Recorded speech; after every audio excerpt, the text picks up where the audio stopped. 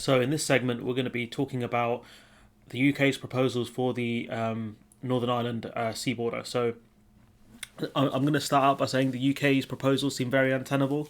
It could be the case that the UK is going for a very bold proposal. So, then once the negotiations happen, it's possible that we might get some concessions out of the EU, but it's looking very unlikely, especially as the UK kind of diverges from the EU in terms of standards.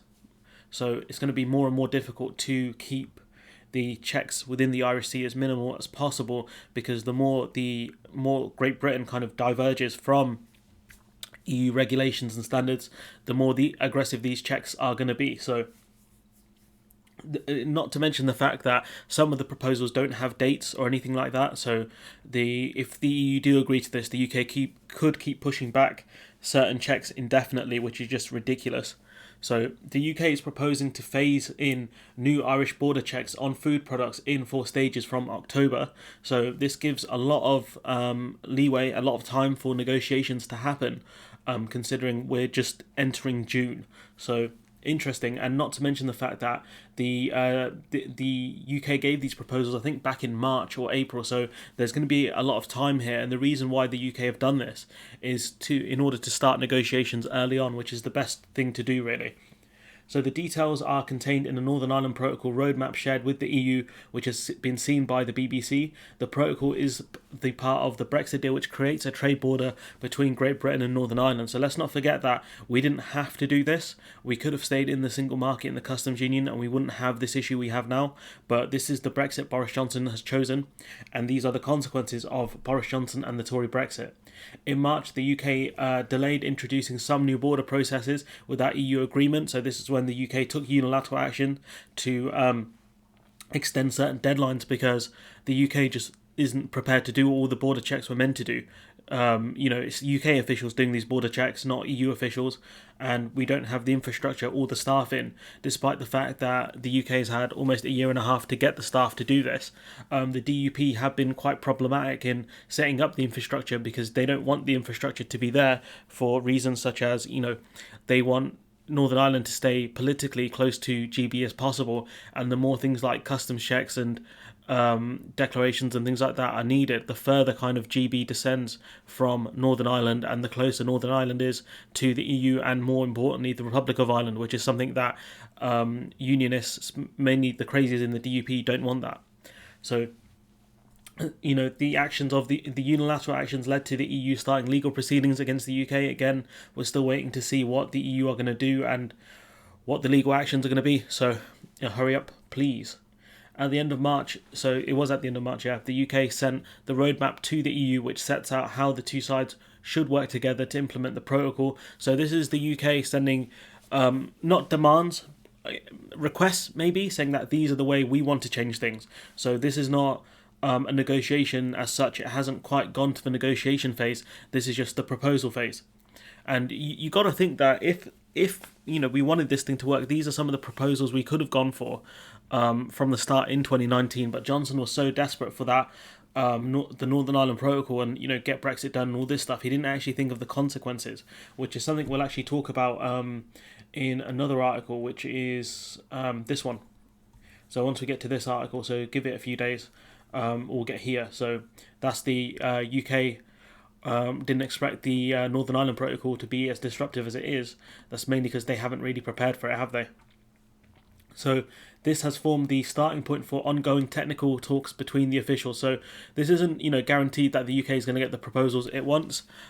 These are just kind of, this could be in good faith that the UK is trying to seek some kind of changes to the Northern Ireland Protocol to kind of hide the fact that we failed to implement the protocol properly, or it could be more ammunition that the idiots in the Tory party are going to use to say, oh, the Northern Ireland Protocol is not working, the EU are being difficult, we need to scrap this, and increase tensions within Northern Ireland, and going back to the violence we saw, I think, around Easter. That could be the UK's ploy. Who knows with these people? On Sunday, the UK's chief negotiator Frost The Iceman urged the EU to rapidly find a new approach to find solutions. But the thing is, pal, it's not up to the EU to find a new approach and new solutions. This is us. Like, the UK is the one that proposed this withdrawal agreement back in 2019. It was the UK who has to implement the Northern Ireland Protocol, the one we agreed to. It's the UK who said you get the best of both worlds. The Northern Ireland has access to the EU single market and unfettered access to Great Britain. Do you remember that? Because I do. So it's not up to the EU to find this stuff out. And let's not forget Frost. Frost is the one who said, this stuff's a great deal. Frost angry at Frost for having negotiated the Northern Ireland Protocol that Frost says is now dead in the water. So let's not forget here that this guy is the same guy who negotiated the agreement. So for this guy to say that the EU need to find solutions now, I was like, that's your job, buddy. That's your job, to find solutions and do proper negotiations. If you can't do that, then maybe they should replace you with someone else. Maybe someone who's elected to the House of Commons this time, huh? The UK roadmap document covers more than 20 separate issues, including medicines, access to databases, pet travel, and VAT treatment of second-hand cars. These are all interesting and very specific things, which I don't think much will change on these things, to be honest. I can't see it. This is from Adam Fleming, saying that now we can see in black and white the problems with the protocol that have been identified by both sides, rather than relying on leaks and second-hand accounts. That's useful, kind of. And there are a lot of issues to be resolved, reminding us that agreeing a deal is one thing and implementing it in the real world is another thing. And that's a really good point, that fact that, Boris Johnson said, we got this great deal, the Northern Ireland Protocol, blah, blah, blah, etc., etc. But then, you realise that it's not great. We don't have the facilities or the staff to deal with it. And once the implementation phase hit, because we weren't prepared and we didn't use the time we had properly, and also, use the EU's kind of that was, a gift of an extended transition period for an extra year. We didn't use that time properly, and this is where this is what happened. This is what happens when you don't train properly before a big event. You fail miserably, and this is what's happened here. If the UK scheme for sending supermarket goods from Great Britain to Northern Ireland is going to be phased in during 2021 and 2022 and 2023, then the UK will probably have to ask the EU for another extension to the grace period before European law will be fully respected, which won't go down well in Brussels. So the UK asking for, there was some sort of agreement for supermarket goods. Actually, there wasn't, was there? Because that's why supermarkets had empty store shelves. So the UK asking for kind of a trusted trader scheme to be put in place, and that everything can be checked. This benefit really big supermarkets and things like that. But the issue is that the EU don't really have to agree to this. Especially since for certain products, it might be a bit more difficult to prove where they're going to, Northern Ireland or the Republic of Ireland. And the other issue is that there could be the case, I don't know if this is going to happen, this is speculation, but if the UK starts importing beef en masse from, say, Australia, it could be repackaged within the UK and then sold as, made in the UK or packaged in the UK or whatever, and that can be quite misleading, and that can cause further problems, especially because it will be up to the UK to actually do the proper border checks, not the EU. So these are things that will cause problems later on with the UK signing deals with Australia, because it's not even just about having lower standards, it's about the rules of origins as well. That could come into play here. So that is speculation on my part, but I can't imagine the EU are going to agree to this. I can't. Unless the UK, stops chasing deals, unicorn deals with Australia and New Zealand, and the USA and Brazil, etc.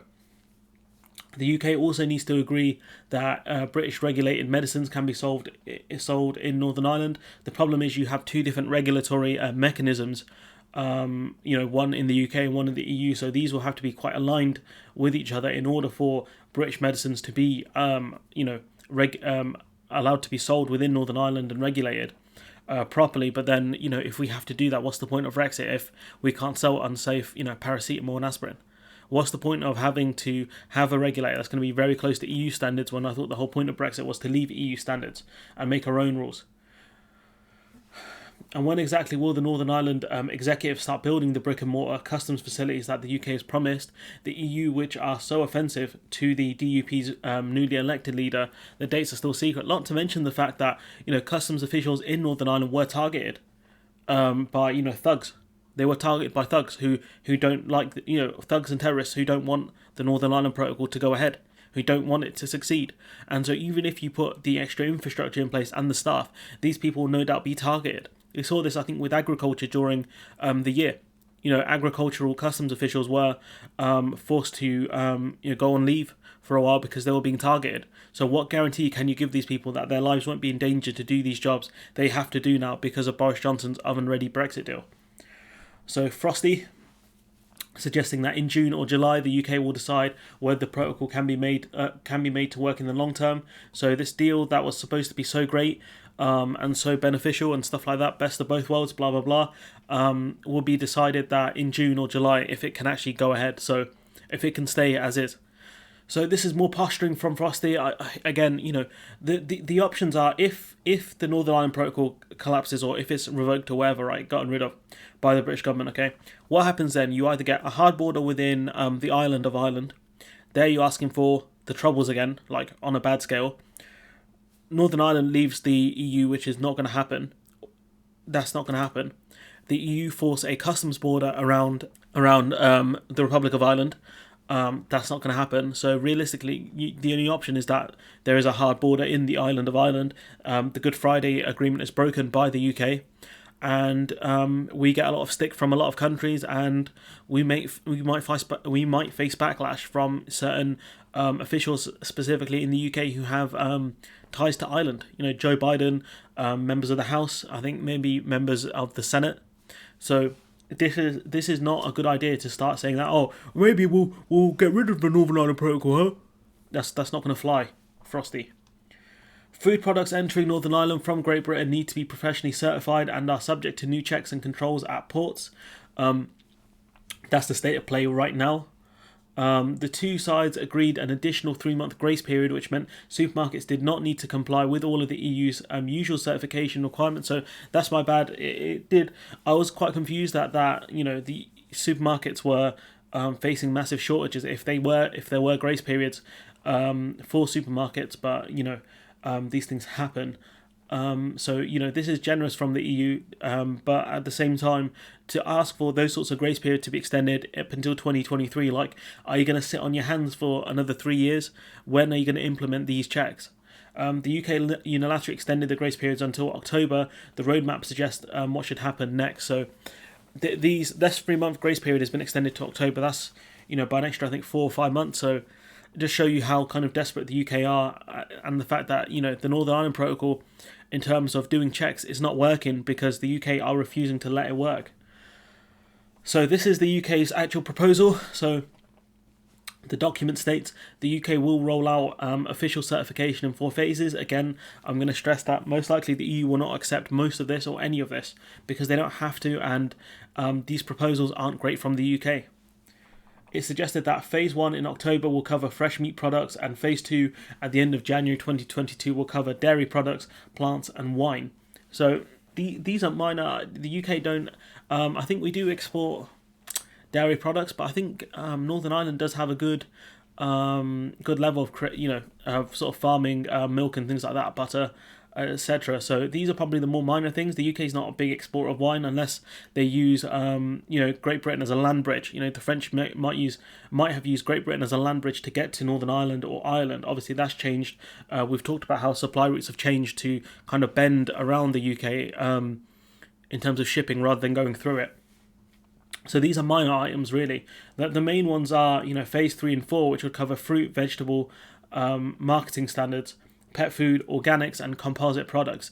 So these are the things I think we export more of to Northern Ireland, hence why they're in Phase 3 and Phase 4. The issue is that no dates are given for Phases 3 and 4, with the document saying a full timeline requires additional clarity on infrastructure and staffing as well on integrating the UK and EU certification systems. It is not clear if the EU would consider these timelines reasonable. So they've offered no dates. I don't think they've really said what kind of infrastructure needs to be built. That's still to be resolved.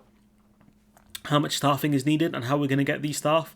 We know that the government have struggled to hire and train customs agents with Michael Gove having no idea how many customs agents they've managed to train, I think, in 2020, and the fact that there are customs agencies poaching staff from other customs agencies because the government funds allow them to, and they get a payout from it. So these are some of the problems that we've seen. So without a timeline, specific dates and specific staffing requirements, I don't think the EU will agree to phases 3 and 4. They might agree with phase 1 and 2. But the thing is, fresh meat products you can get away with because we won't be importing fresh meat from Australia. I think it'll have to be frozen or chilled, because the gap is just too far between the two countries. With dairy products, plants, and wine, I don't think we export a ton of that to Northern Ireland. I could be wrong. But again, these are things that, at least with wine, it does have a decent shelf life, and dairy products are chilled, so they can last a bit longer as well. So it's going to be interesting to see, if the EU actually agrees to phases 1 and 2.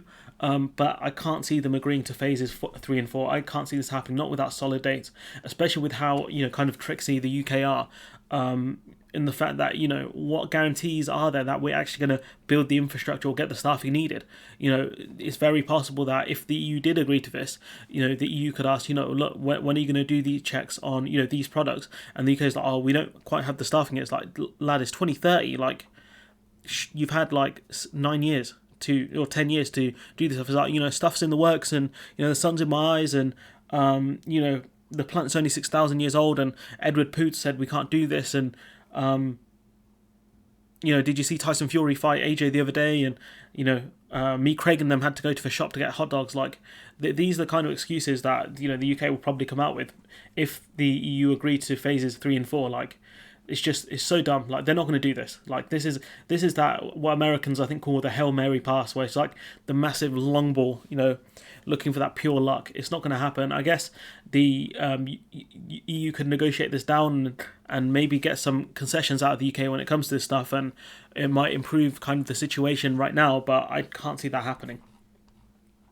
Some details are included on the UK's digital assistance scheme, which is intended to digitise the agri-food certification and verification process. Not to mention that we don't actually have these certificates needed. We don't have the certification. It mentions it somewhere here. I think it's here somewhere. I can't remember. It's in the article somewhere where the UK and the EU don't have a proper certification process. There it is. It's not integrated. So that's another problem as well, because the two certifications are different, especially as the UK moves to potentially having lower standards. Or even if the EU increase standards, that changes the certification process slightly. The rules around getting your food certified. Some parts of the roadmap are vague. Shocker. For example, no target dates are suggested for the construction of permanent border control posts at Northern Ireland's ports, despite these facilities having planning permission and funding. So the money's there, the planning permission's there, but not much has been done on this, and these things can take years to build. These things can take absolutely years to build, so I can't imagine, again, the EU agreeing to phase 3 and 4. However, the document added the government will set out a detailed delivery plan for permanent facilities. Surely you should include that in the document of proposals you're giving to the EU. So when the EU say, oh, where are you gonna, how big are these ports gonna be, and these border control posts, and how many staff are you gonna have? And like, look, man, we're still working on that, so we'll get back to you. But if you agree to, these proposals in phase 3 and 4, we'll come out with more detailed proposals. Like, this is just this is stupid. This is so dumb. The UK, for instance, said it proposes to issue guidance by the end of this month on the long-term arrangements for business-to-consumer deliveries from Great Britain to Northern Ireland. You would think that they've had almost, around about a year and a half to do this. You think they would have done something as easy as this by now, of giving guidance on business-to-consumer parcel deliveries? It does show you we have wasted the last year and a half in this country. Arguably, you could say we've wasted the last 4 or 5 years in this country, because we had no idea what kind of Brexit we wanted. All we knew is Brexit was this big nebulous term that no one really had an idea of what it means.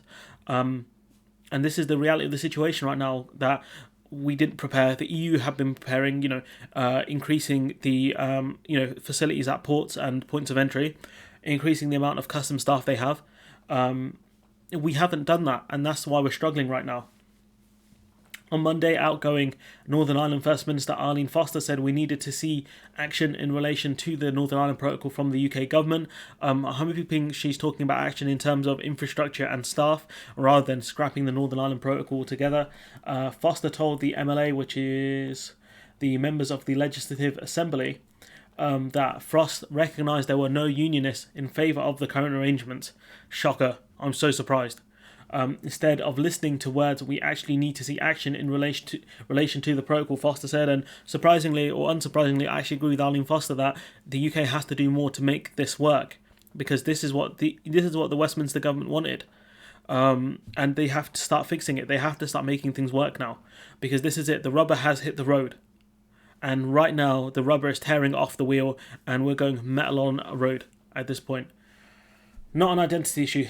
So this is from the Irish Prime Minister, Michael Martin, or is it Michael Martin? I got told off last time how to pronounce it, and I couldn't remember now how to pronounce it. Speaking from Dublin on Monday, Teosic, Mr. Martin, we'll go with that, said the Northern Ireland Protocol was the best outcome for dealing with the damage caused by Brexit. And as we mentioned before, he's not wrong, because you can have a border within the island of Ireland, bad news, that's not going to work.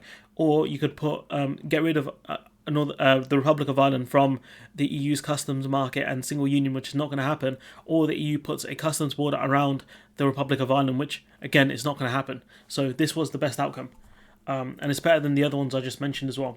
During an online meeting with the Institute of International and European Affairs, Mr. Martin said people needed to focus on the full implementation of what has been agreed to. He's right, the UK has to implement what we fully agreed to. We can't renege on agreements. That doesn't, from a international point of view, when it comes to doing deals with other countries, it doesn't work.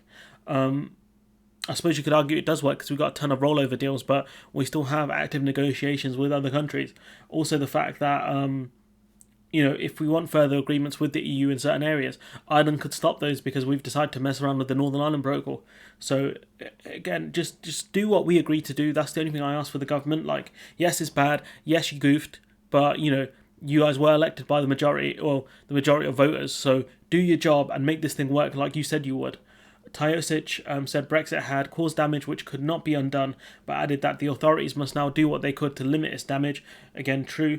Mr. Martin said there was a process to resolve difficulties. That's true. There is a complaints mechanism which the UK could have gone through if we actually wanted to, but instead what we did was take unilateral actions and face legal consequences.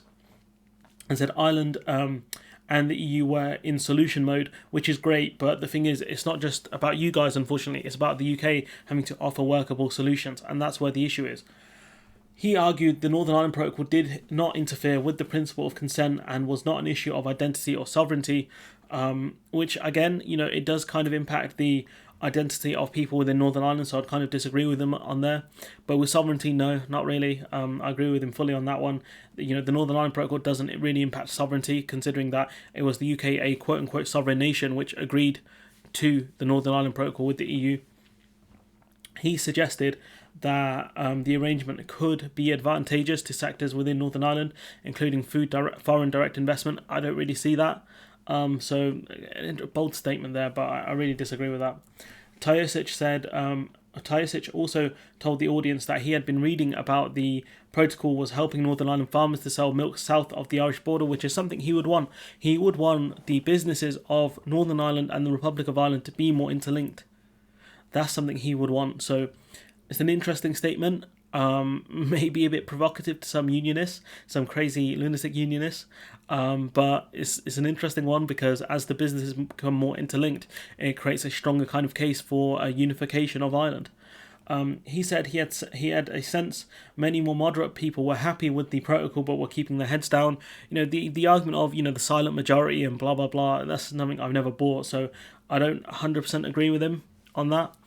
Mr. Martin added his own government would not stop being an open door to unions, which is good to to keep the door open to unions to make this thing work, especially because I don't know what his specific views on unification are, but it's very likely that for unification to happen, he will have to communicate with unionists. So, in conclusion, what can we learn from this video? The UK has offered 4-stage proposals that won't work, because the UK has offered no dates on proposals 3 and 4. And no real specifics either, so this is not going to work. All in all, the EU might accept phases 1 and 2, but I can't see them accepting 3 and 4. The Irish Prime Minister and Teosic have made some bold statements and some not so bold statements. And we can see from Frost that the guy has actually no idea what he's doing, because he is angry at himself essentially for agreeing this deal, especially when he tried to make the case that the UK agreed to it under duress. He did an interview with The Spectator, which I need to find that article and to talk about it. But yeah, you know, but all in all, what we can learn from this is this guy Frost is a fraud. And the UK have an obligation to make the Northern Ireland Protocol work. All this posturing about, oh, we might scrap the Northern Ireland Protocol. It's not going to work, pal. It's not going to work. So anyways, I'm going to leave it there. Let me know what you think in the comments below. Like, comment, share, subscribe, and hopefully I'll see you in the next one.